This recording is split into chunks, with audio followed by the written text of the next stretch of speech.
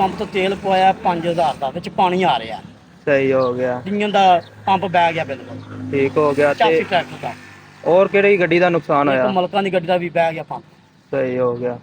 लो जी सरकार, ये तूर clinic station है, ठीक है, खानका डोगरा ते नाल पिंड है कड़ियाला, ठीक है, इसका जरा ना।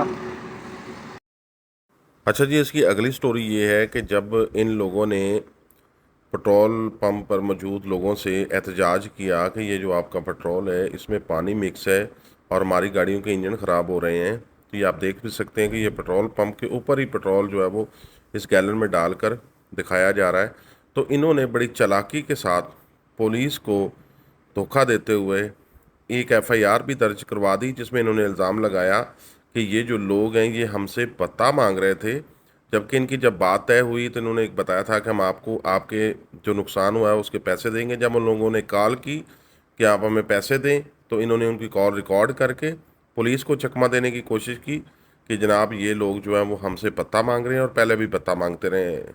या वीडियो में देख सकते हैं, ये एफआईआर भी दर्ज है।